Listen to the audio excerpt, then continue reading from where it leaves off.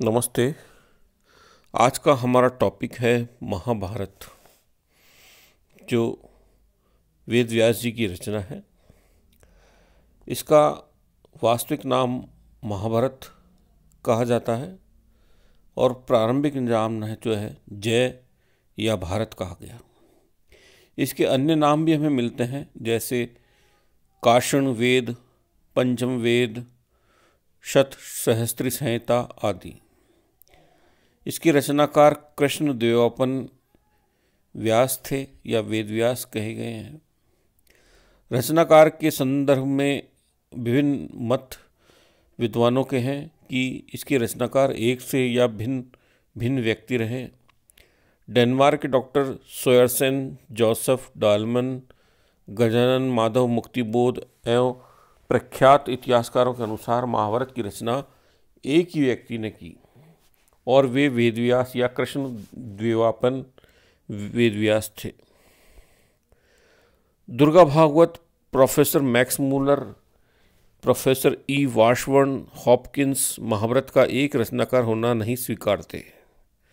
Max Muller कहते हैं कि महाभारत किसी एक कवि की कृति कभी भी नहीं हो सकती और इसके रचयिता अवश्य मनुप्रोक्त धर्म के पक्के अनुयायी ब्राह्मण रहे होंगे। प्रोफेसर ई वाशबर्न हॉपकिंस भी ऐसा मानते हैं कि the epic was compose not by any person nor even by one generation but by several. It is primarily the story of an historic incident told by the glorifier of king, the domestic priest and the bard, who are often one। Durga Bhagwat के शब्दों में महाभारत स्पष्ट ही है, एक व्यक्ति की कृति नहीं है। व्यास ने जय की रचना की, वैशंपायन ने भारत की और सौती ने महाभारत। यह सर्वसूत्र है। व्यास ने जय के रूप में एक आदर्श निर्माण कर जो विशाल पट परिणामों को रचा, कलाकृति को जो शिल्प दिया, वैशंपायन और सौती ने उत्तरोत्तर उन्हीं का विस्तार किया और समापन किया। गजानन माधव मुक्तिबोध के शब्दों में आज महाभारत और रामायण जिस रूप में हमें प्राप्त होते हैं वह रूप ठीक इन्हीं दिनों बना। दोनों महाकाव्य इस युग के पहले भी थे, उनमें निरंतर वृद्धि होती रही। शुंग और सातवाहन राजाओं के समय में उनमें बहुत कुछ वृद्धि हुई। फलतः दोनों ग्रंथों के बहुत से अंश इस काल की अवस्था पर प्रकाश डालते हैं। तो ये स्पष्ट है कि महाभारत एक व्यक्ति की कृति नहीं अपितु विभिन्न युगों की या विभिन्न व्यक्तियों की कृति रही। अब इसके रचना काल के संदर्भ में वाद विवाद है या मतभेद है। जैसे महाभारत का प्रारंभिक रचना काल 800 ईस्वी पूर्व माना जाता है और अंतिम संकलन इसका गुप्त काल तक माना जाता है। महाभारत के जो अंत्य साक्ष्य हैं, जैसे आदि पुराण का 56वां अध्याय का 32वां श्लोक, उसके अनुसार महाभारत का प्रेरण मात्र 3 वर्षों में पूरा हो गया था। ऐहोल अभिलेख के अनुसार महाभारत का कालक्रम 3839 ईस्वी पूर्व माना गया है। भारतीय परंपरा की गणना के अनुसार इसका रचनाकाल 3000 ईस्वी पूर्व माना गया। अब महाभारत युद्ध का जो कालक्रम है उसके बारे में भी विद्वान अलग अलग मत रखते हैं। जैसे अधिकांश इतिहासकार या साहित्यकार विभिन्न तथ्यों के आधार पर महाभारत युद्ध की संभावित तिथि 950 ईस्वी पूर्व मानते हैं। जोसेफ डालमन महाभारत का रचनाकाल ईसा पूर्व 5वीं और 6वीं शताब्दी से पूर्व होना माना है। एफ.ई. पार्जिटर ने महाभारत के युद्ध का समय 950 ईस्वी पूर्व के लगभग माना। आर्थर मैकडॉनल और डॉक्टर विसेंट स्मिथ महाभारत के युद्ध का कालक्रम 1000 ईस्वी पूर्व मानते हैं। इसी तरह वेलेंडी अणियर के अनुसार महाभारत नामक युद्ध का आरंभ 14 अक्टूबर 1194 ईस्वी पूर्व को हुआ और अंत 31 अक्टूबर 1194 ईस्वी पूर्व को हुआ। इलियट और डाउनसन ज्योतिष तथ्यों के आधार पर ईसा से 1200 वर्ष पूर्व महाभारत का रचना काल माना। इसी तरह H.H. विल्सन के अनुसार महाभारत का युद्ध 1370 ईस्वी पूर्व में घटित हुआ था। लोकमान्य तिलक ने 1400 ईस्वी पूर्व महाभारत का युद्ध का कालक्रम माना। A.S. अल्टेकर, पुशालकर, R.L. सिंह ने महाभारत युद्ध का कालक्रम 1400 ईस्वी पूर्व माना। सत्यकेतु विद्यालंकार, काशी प्रसाद जायसवाल के अनुसार महाभारत युद्ध का कालक्रम 1424 ईस्वी पूर्व था और एल्फिंस्टन के अनुसार 1450 ईस्वी पूर्व था। पंडित बलदेव उपाध्याय के अनुसार महाभारत युद्ध 1506 ईस्वी पूर्व में लड़ा गया और कलहण की राज तरंगिणी के अनुसार महाभारत युद्ध का काल 2448 ईस्वी पूर्व माना गया। वराहमिहिर ने महाभारत युद्ध का कालक्रम 2604 ईस्वी पूर्व माना। पंडित जवाहरलाल नेहरू ने महाभारत युद्ध का कालक्रम 1400 ईस्वी पूर्व माना। भारतीय ज्योतिष गणना के अनुसार महाभारत युद्ध की तिथि 3101 ईस्वी पूर्व मानी गई है। तो हम देखते हैं कि विभिन्न तथ्यों के आधार पर महाभारत युद्ध के कालक्रम बताया गया और ये माना गया कि 950 ईस्वी पूर्व या उससे पहले 1400 ईस्वी पूर्व तक ये महाभारत युद्ध हुआ। अधिकांश इतिहासकार ये मानते हैं कि 950 ईस्वी पूर्व में हुए भरत युद्ध का विस्तृत रूप ही महाभारत है। महाभारत के विभिन्न नाम रखे गए, जैसे महाभारत जो नामकरण हुआ वो इस आधार पर हुआ कि महाभारत के आदि पर्व का 56वां अध्याय के श्लोक 30 के अनुसार भारतवंशीय पुरुषों के महान कृत्यों को समाहित करने के कारण इसका नाम महाभारत पड़ा। विभिन्न तथ्यों के अनुसार विशालतम ग्रंथ होने के कारण, प्रत्यय महा एवं भरतवंशीय पुरुषों से संबंधित होने के कारण महाभारत नाम पड़ा। अब इसका नाम जय कैसे पड़ा? जय जो पांडवों के विजय के वर्णन के कारण इसका नाम, पांडवों की विजय हुई इसलिए इसका नाम जय पड़ा। और महाभारत में 18 जो अंक है उसका बारंबार प्रयोग होने के कारण विद्वान जय नामकरण हुआ मानते हैं। जैसे समरसार में जय अक्षर 8 का और ये अक्षर 1 का बोधक है, इसी तरह जय का तात्पर्य 18 हुआ। महाभारत में 18 अंक का कई बार प्रयोग हुआ। महाभारत के पूर्व पर्व जो है मुख्य वह 18 है और दोनों पक्षों की अक्षौहिणी सेना की संख्या 18 थी। महाभारत का युद्ध 18 दिन चला। महाभारत के युद्ध होने के बाद धृतराष्ट्र 18 वर्ष तक जीवित रहे और उसके बाद युधिष्ठिर ने 18 वर्ष तक शासन किया था। महाभारत में मंगलाचरण श्लोक की आवृत्ति 18 बार हुई और श्रीमद् भागवत गीता के अध्यायों की संख्या भी 18 है। अतः जय नामकरण करना अर्थसूचक लगता है। अतः इसका प्रारंभिक जो नाम था वह जय था। अब महाभारत के कितने पार्ट्स हैं, जैसे हम देखें विभाग जो है, महाभारत की संपूर्ण कथा काव्य शैली में 18 पर्वों में समाहित है और ये 18 पर्व हैं। आदि पर्व पहला पर्व है, फिर सभा पर्व, अरण्य पर्व, विराट पर्व,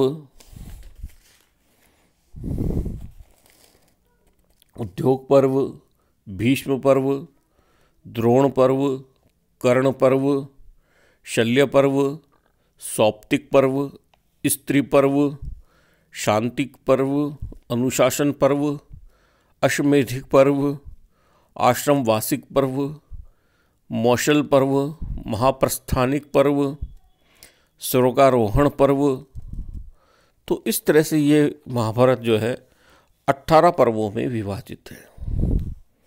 अब महाभारत का जो लेखन हुआ उसका विकास क्रम हम देखें कि महाभारत के प्रारंभ में 8800 पद थे।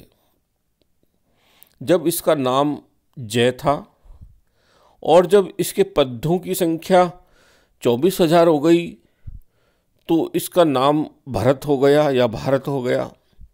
और अंतिम संकलन के दौरान महाभारत के पदों की संख्या जब 1,00,000 हो गई तो इसे महाभारत या शत सहस्त्री संहिता कहा गया। वर्तमान में उपलब्ध महाभारत में श्लोकों की संख्या डॉक्टर वासुदेव शरण अग्रवाल के अनुसार 42,136 है। और गीता प्रेस गोरखपुर द्वारा प्रकाशित महाभारत में 86,600 श्लोक हैं। दक्षिणात्य पाठ के 6,584 एवं उवाचों की संख्या 7,033 मिलाकर महाभारत के श्लोकों की कुल संख्या 1,02,217 हो गई।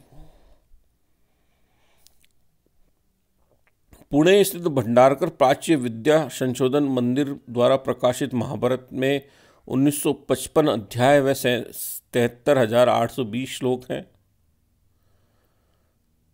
महाभारत के आदि पर्व में 56वें अध्याय में इदम सहस्त्र श्लोकानाम कहकर महाभारत में 1,00,000 श्लोक होने की पुष्टि की गई है कि महाभारत में 1,00,000 श्लोक रहे।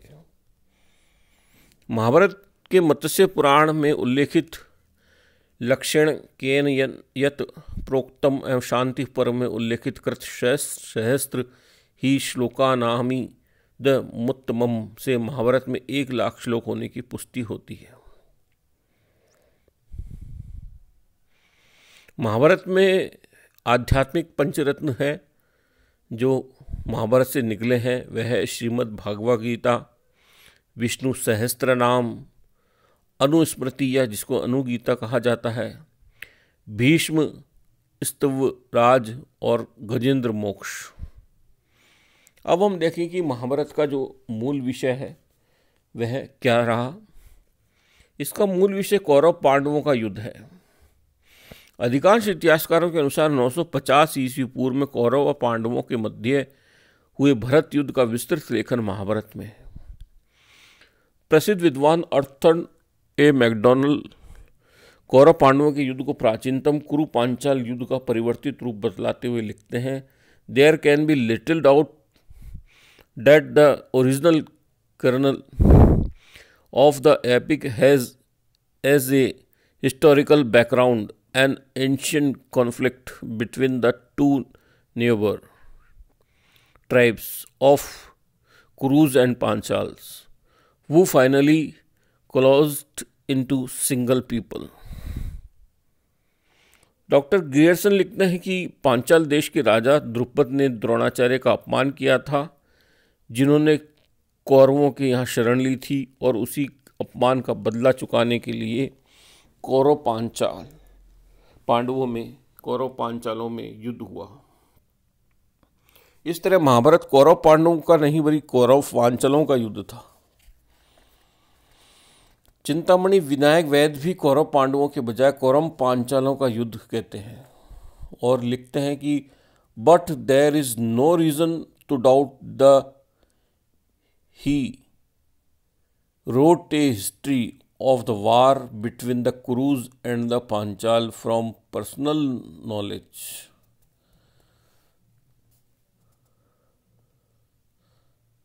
महाभारत की रचना है और उसकी विशालता और उसके उत्कृष्ट स्वरूप को देखते हुए इसे ग्रंथराज कहा गया। अनेक विद्वानों ने महाभारत को प्राचीन भारत का विश्वकोश माना। चाणक्य ने महाभारत को स्मृति माना है। पाश्चात्य विद्वानों ने महाभारत को प्राचीन भागवतों का धर्म ग्रंथ माना और कई पुराणों में इसे महाकाव्य कहा गया। विभिन्न विषयों के संकलन पूर्ण सज्जीकरण किए जाने के कारण महाभारत को संहिता भी कहा जाता है। महाभारत का प्रथम श्रवण कब हुआ? जैसे कि वेदव्यास ने सबसे पहले महाभारत अपने पुत्र शुक और अपने 4 शिष्यों सुमंतु, जैमिनी, पैल और वेंशपायन को सुनाई। महाभारत उल्लिखित ब्रह्मा के जन्म। महाभारत में ब्रह्मा के निम्नलिखित 7 जन्म होना बतलाता है। मानस ब्रह्मा, चाक्षुष ब्रह्मा, वाचस्पत्य ब्रह्मा, श्रावण ब्रह्मा, नासिक्य ब्रह्मा, अंडज हिरण्यगर्भ ब्रह्मा, कमलोद्भव ब्रह्मा। महाभारत में 7 द्वीपों, सप्तद्वीपों का वर्णन है और उसके अनुसार संपूर्ण विश्व निम्न 7 द्वीपों में बटा हुआ है: जम्बू, शक, कुश, शाल्मली, पुष्कर, श्वेता और क्रौंच। महाभारत में वर्णित कौरव पांडवों की सेना। महाभारत में 7 पांडवों और 11 कौरवों की असौक्षणी सेना का जिक्र किया गया है। एक असौक्षणी सेना में 21,870 रथ और 21,870 हाथी, पैदल सैनिक 1,09,350 एवं 65,610 घुड़सवार सैनिक होते थे।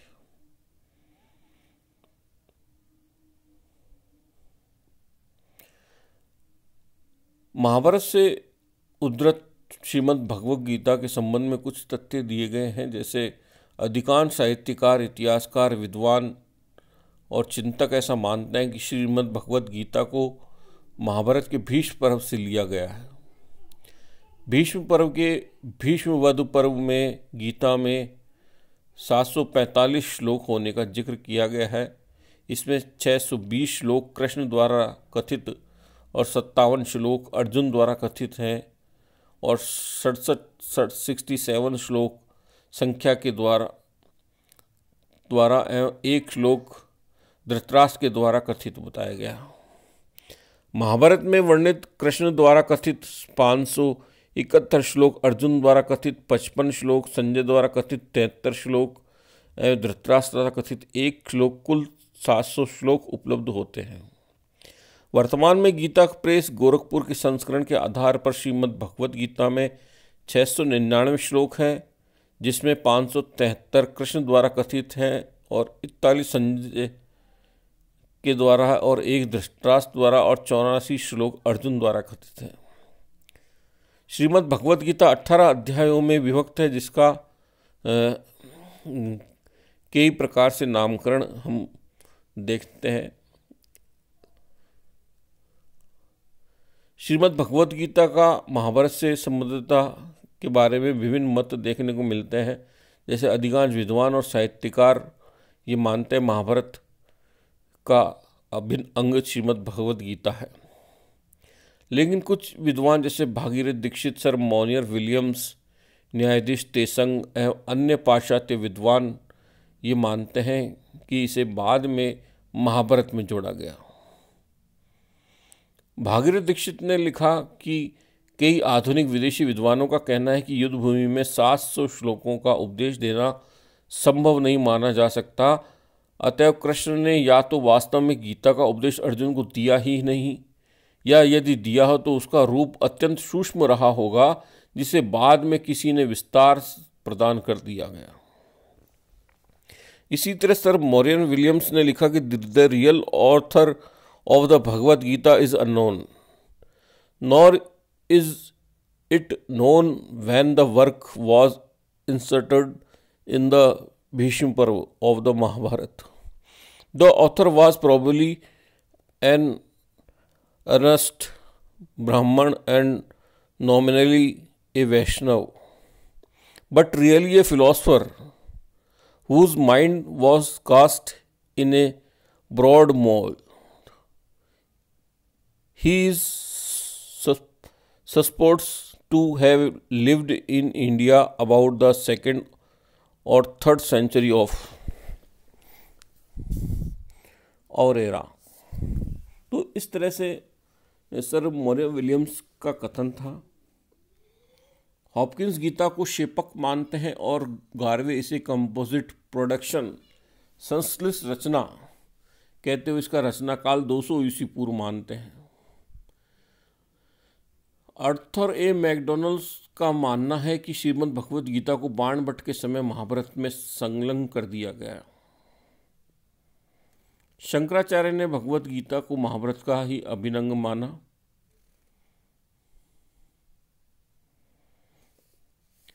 तो इस तरह गीता का महाभारत से जो संबंध है उसके बारे में विद्वान अलग अलग मत रखते हैं। अब महाभारत में जो अन्य चीज़ें हमें देखने को मिलती है कि महाभारत में वर्णित जो पर्वत है